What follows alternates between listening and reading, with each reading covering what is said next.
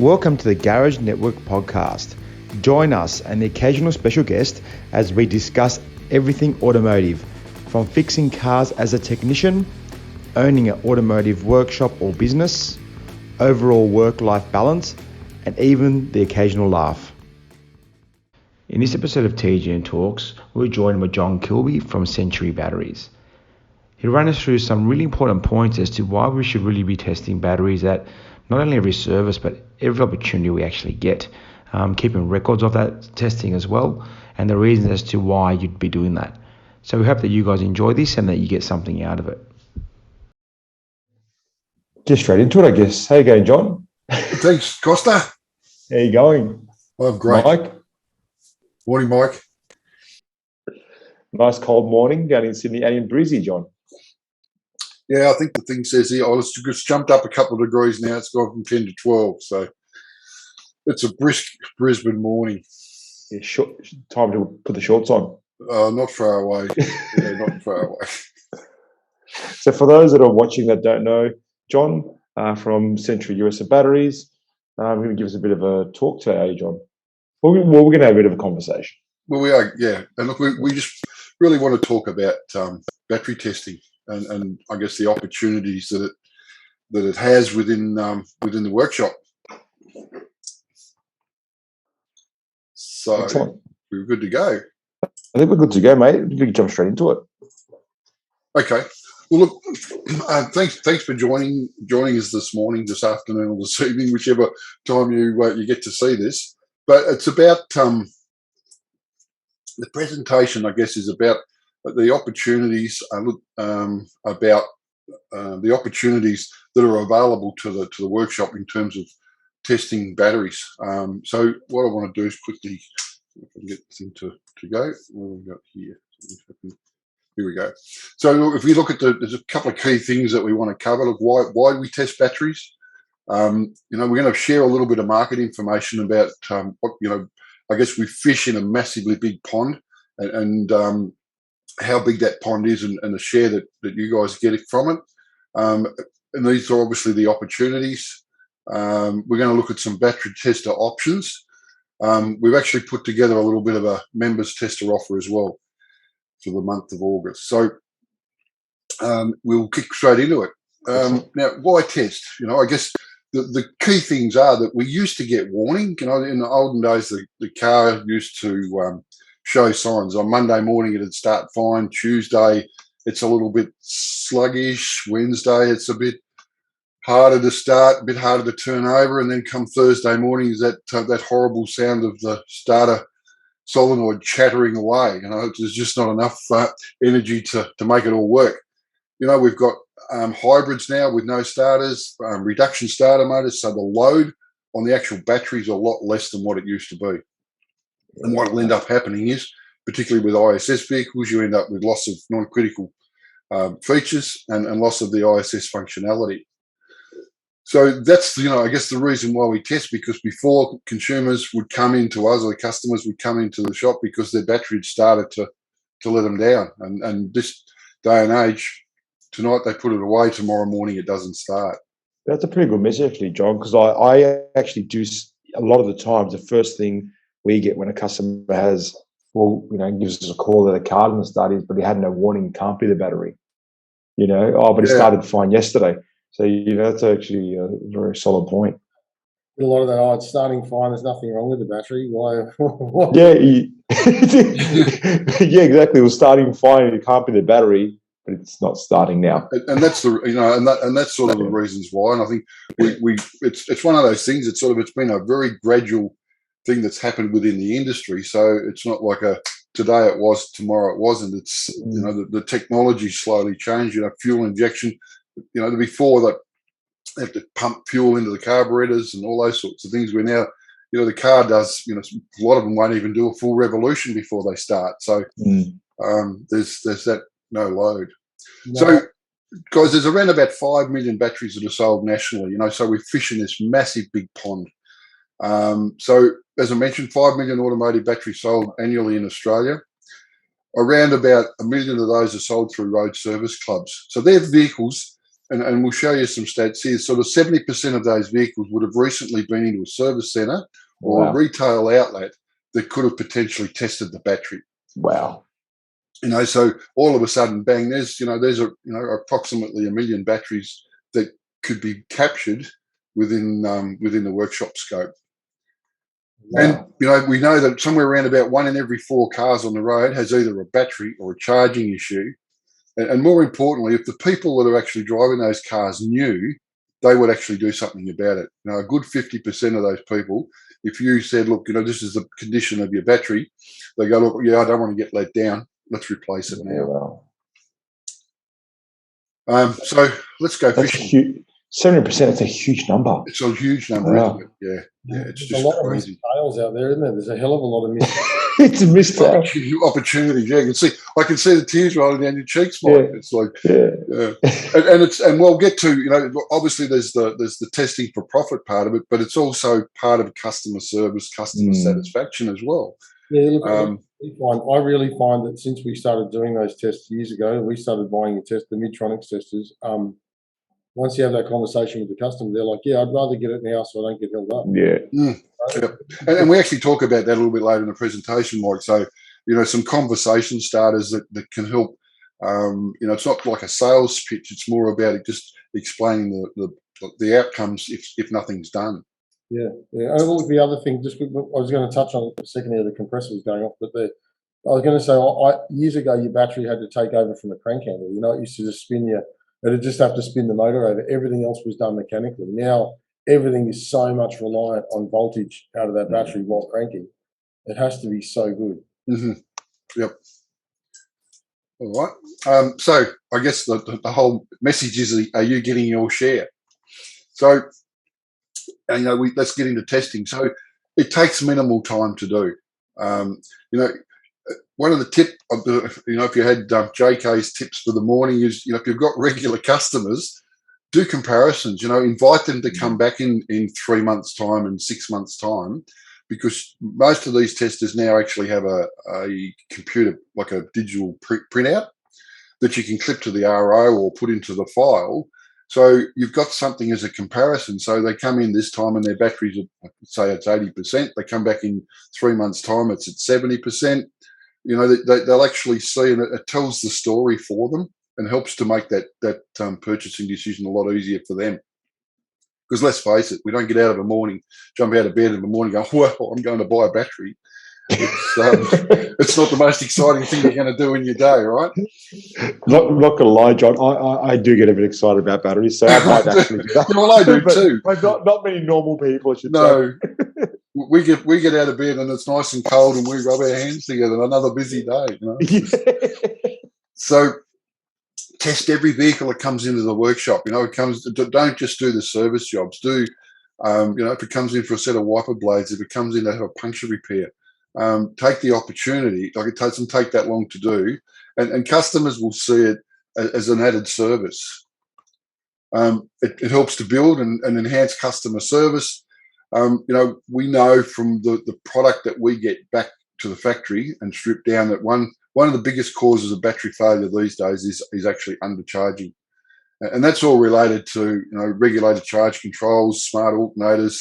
So the poor old battery's got to live at that 80-85% of its capacity most of its life. And if you are going to test it, make sure that the battery's fully charged. Really important, particularly with the conductance testers or impedance testers like we're talking about, that the battery's in a good state of charge, because otherwise potentially you can do an incorrect diagnosis, which is a little early. So we talk about customer service. How many customers do you think have the confidence to fit the battery under the bonnet these days? It's becoming more and more complex. Even if they're handy enough, they probably can't configure it. Yeah, and that's what I was going to say. So the next step is that some of them, you've got to actually dismantle something out of the car to actually get access to the battery. We used to all just sort of sit in the left or right hand corner under the bonnet. Now they're up underneath sill panels. They're in the boot. They're under seats. They've got masses of computers and things strapped around them. So it's not, it's becoming a thing that needs some expertise. As I've said here, many batteries are in hard to reach places, and there's some technical skill needed in order to change them. And that's not to mention configuring the system once the new battery's been installed. There's an increase for the consumers to preference to do it for me. We've seen the rise of the Uber Eats, the light and easy meals. People are getting meals delivered to their doors all ready to go. Just bang it in the pot and away you go. For me, that prep time, that's wine time. That's the most exciting part of the day. So ultimately, we've probably all been in this situation where you've done the service that customers have forked out some hard earned out of their pocket, and then for whatever reason the damn battery fails, and it's a week or 2 weeks after they've had this service, so it doesn't leave a really good feeling inside, and I guess you pose the question, would you go back to that workshop for the next service? Did they do the job? If they didn't check the battery, did they do this right? Did they do that right? So it all sort of escalates. And testing the battery at each and every service provides the customer with a feedback. And really, it's absolutely critical for that customer experience. There's two things that happen. One is, if the battery needs to be replaced and the customer says no thanks, at least if it breaks down in the weeks prior, or the weeks post, they're going to go, wow, all of a sudden there's some credibility build up. That guy was right. He did tell me the battery was going to fail. You're a wizard. That bloke was right. And the fair chance that he's actually going to come back to you to get that battery replaced. And ultimately, if the battery needs to be replaced and they go, yes, well, you've captured the sale and the customer's not going to be inconvenienced. So there's really no lose in that, no loss in that scenario to give the customer that feedback on the condition of their battery. We look like heroes when that first one happens. When that workshop was right, does it give you some credibility? They go, geez, I should have listened to them. We have that a lot. Yeah. I think that's that is because we quite often get feedback, Mike, and look, they've just spent $800 or $900 or $1,000 on a service. I really don't want to stretch them for a battery, but the problem is that it's going to bite them on the bum if they don't. I had one at Christmas, and they jump started the car 4 times, and it blew up the ABS module. It cost them $6,500. Wow! And the wife was ready to divorce the husband because he said no to a $200 battery. Right, and I'm going to tell you, she came in and she goes, "He's an idiot." And she said, "Why did?" I said, And the reality is we could have looked like absolute. We could have, if we hadn't have told them that and hadn't have given them that printout and that advice, we would have been the bad guys. In this instance, we were not the bad guys at all. It was their decision, and it was all on them. And they have to carry that and wear that. And it's just the computer said it's no good. The tester says it's no good. It's the best crystal ball I've got in my workshop. Yeah. And as I said, there's just no loss in this. There's just, if they say no thanks, you build up the credibility. If they say yes, you get the sale, and they go away happy at any rate. So, and we know the more you test, the more you sell. It was last time we did a test with some major resellers groups. I think it was somewhere around about 1 in 7 that you test that you sell one, and that'll vary depending on your demographics and the type of vehicles that you're servicing. But just as a bit of a guide, are you fishing with the right bait? To be able to prompt that sale. We've got there's lots of marketing material out there that's available for workshops to use to put that point out. Are you testing at every opportunity? There's stuff to support that. Are you giving your customer some feedback? Really important. And do you promote, free battery testing? And we're not saying that, you should do it free all the time. There's opportunities to do that and still recover. But the time that it takes, and I guess the benefit of, we discussed this the other day, Costa, the fact that, for the amount that you're going to test and the time it takes to test, you could probably test 50 batteries and to generate the income out of the one sale. It's that sort of comparison. And it's also peace of mind. How does your how your business will benefit build long-term customer loyalty?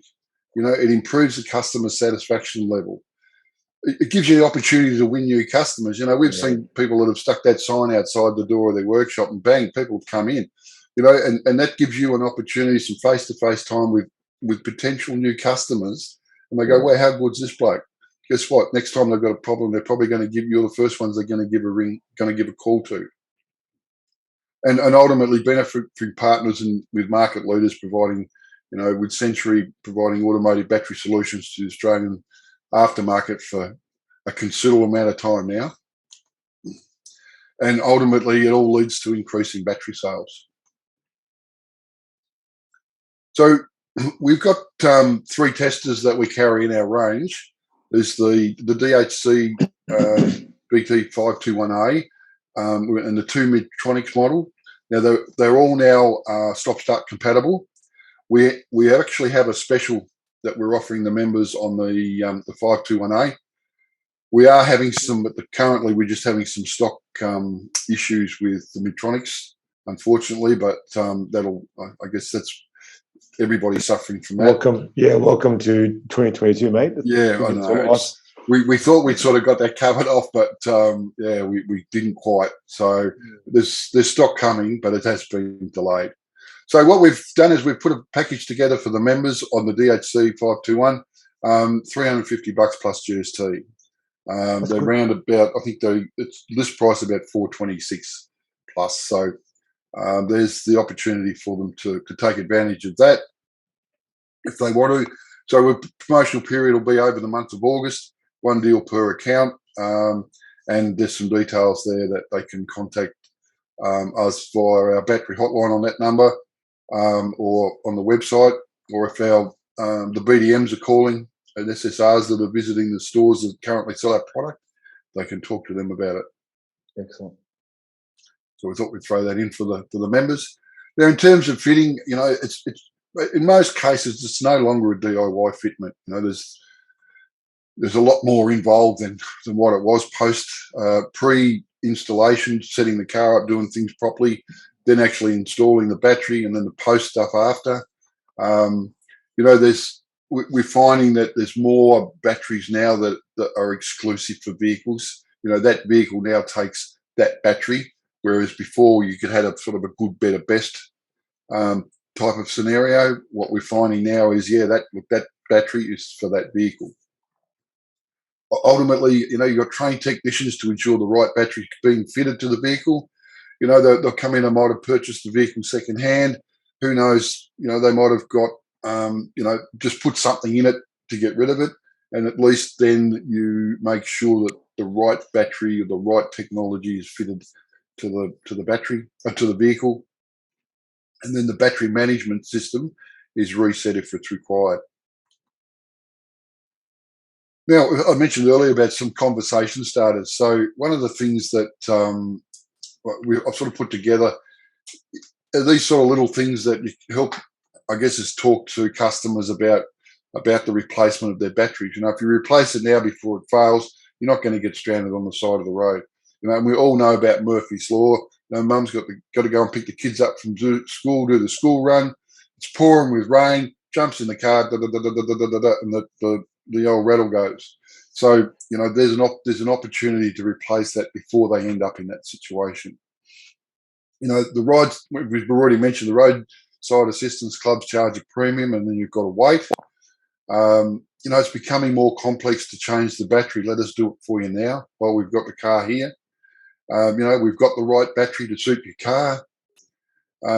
Tradies, given the car is a work vehicle, that downtime costs them more money, in a couple of hours than it does for the cost of the battery. Mm-hmm. Some of them don't see that. And the batteries are a well-known quality brand. National warranty. You get it. So, will save you money and hassles in the long run. Phone inquiries. We all get phone inquiries, and the key thing with that is you've got to give them a reason to come to see you. So there's a couple of things that we put in here to prompt it. So, you can offer them a free battery test. The other key one is, finish the conversation, or part of the conversation should involve, have you had your old battery tested?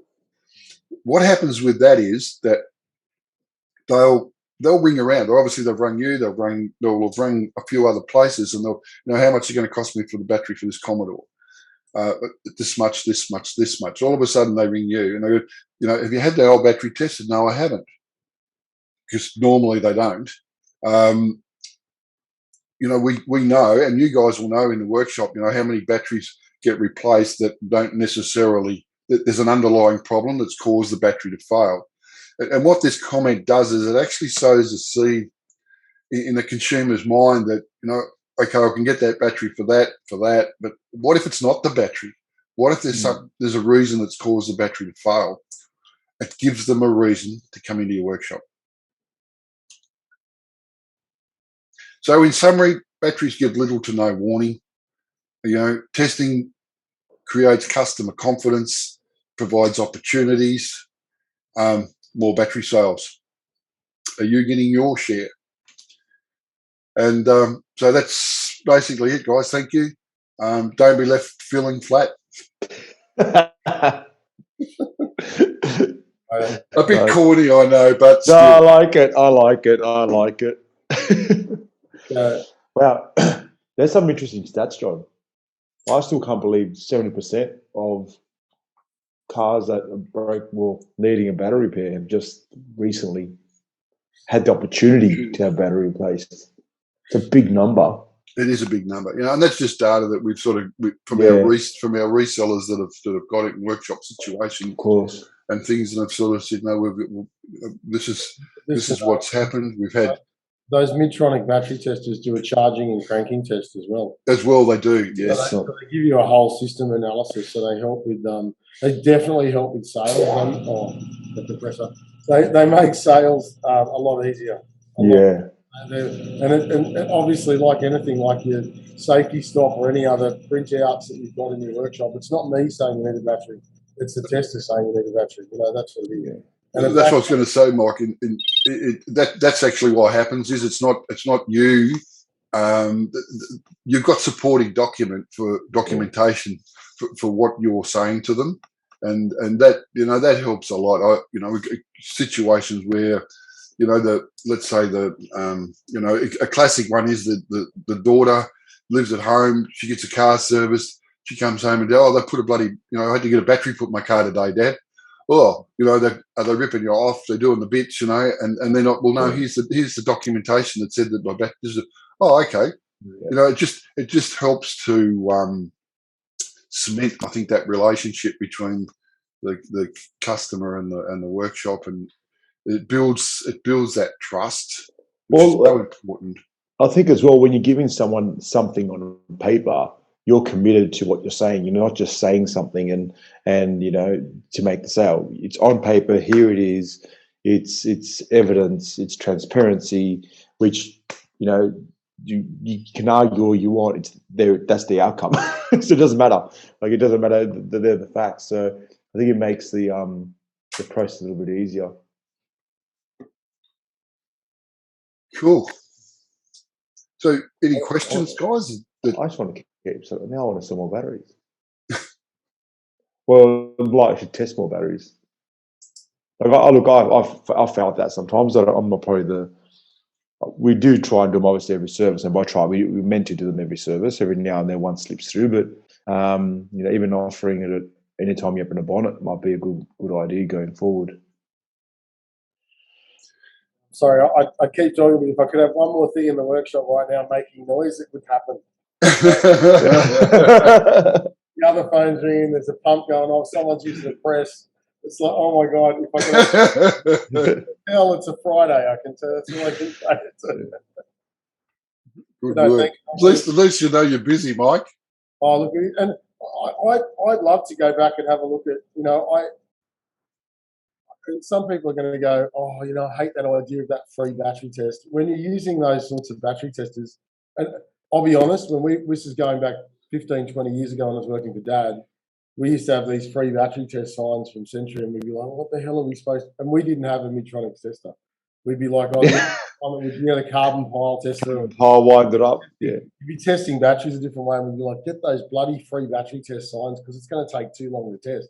Once you've got one of those Midtronic style or that digital type of tester, they are so good, so accurate, and they give you so much information for the customer. And I'd love to go back and go, when we got that tester, what our sales change was. Because it made selling batteries not our responsibility to sell it. And I know we've done this, we've spoken about this before, but it becomes, once you've got that printout and you give that to the customer and you go, look, it's up to you. Take it or leave it. You know? Yep. And look, particularly as I said earlier, if they're regular customers, that invitation just to come back, and then you can grab the old one out of it and go, look, that's where it was in February. This is what it is in June. Yeah. This is what it is in October. And what it does is, I guess it's that invitation for them to come back. The battery. I mean, I used to, we got people still thinking, because we had so many Century signs when we were rebuilding here around the temporary fence, they thought we were just a battery shop. But having that tester and having the ability to be able to do that quickly and easily and give the customer a report, it changed our battery sales overnight. I reckon it was chalk and cheese, and I can't stress how powerful it is. That $350 is a couple of battery sales today. Well, I've actually a battery cell. I've got I've actually got some. I did do basically some stats on. Let me just see if I can find it. Half a dozen. What you paid for it and profited off it. So. Yeah, it's like 5 batteries or 4 batteries or something. And very important though to I noticed my battery sales go down because I had a staff member who was not putting the right cranking amps in on all of those testers. He's done a battery management course with us, and I was like, why is every battery coming back okay? And he was like, oh, that car only needs a 300 or 400 cranking amps. I said, you can't use the tester like that. It's it overnight. Oh, gotcha. Because you have to test it with what's written on the battery. It needs to be. That's how you've got to test it. So he was using what's required for the vehicle, and some had a bigger battery. There's a lot of assumptions. Assuming, yeah. Okay. I started to pick it up, and I went, and we now know, no, you can't do that. He now knows you can't do that. So it was a new staff member at the time, but I was like, every battery's coming back okay. It's like, and that's probably a good point, because not every battery is going to have that. Particularly if they're old, that sticker is going to be deformed and hard to read. So we actually that information now is on the website and also in the catalogues. So what batteries should be in there and the CCA rating. So if they can't find what it is, there is a point where they can go back and reference and say, look, that model car should have that battery in it, so it should be 420 CCAs. Battery should go in the car, rating off that battery. So if it's a NS40, then we use the rating off an NS40, or if it's a 75D23L, we'll use the rating off that. I don't know what it is now, but whatever the recommendation is, it's 600. And if the battery going in at 620 cranking amps, that's what we'll test the battery in the car at and see what it's about. But they're very, very important. Jeff and I did a video on this the other day. It was another little video doing the rounds in the garage at work. I did a few tests in a few cars, and it was showing the Midtronics, the larger Midtronics unit that you've got at the moment. So keep an eye out for that one too, guys. Cool. Thank you, John. That was very good. I like stats. Stats. You're a stats man. I'm a stats type of guy. Yeah. That's excellent. It's good to know. All right. Well, I'm gonna go on. You go do some work. You go do some work. Costa, I'll see you a bit later on this afternoon. We need to work out speakers for this system. Apparently. Well, John, we've set up a new desk here for our podcast stuff, and the only thing it's got mad microphones everywhere. Well, let's wind out so we can actually cut this recording off. All right. First and foremost, thank you very much, John. Thanks to the guys from Century. Thank you for your time again. My pleasure, guys. Mike, thank you as well. When I stop recording, Mike, keep talking. Feel free. Okay, right. Thanks, Costa. Thanks, mate. It's all right. Anytime. All right. Don't forget to join our private Facebook page if you are an automotive technician, and also subscribe to our YouTube and our podcast channel. They are all called the Garage Network. Thanks guys, and see you next time.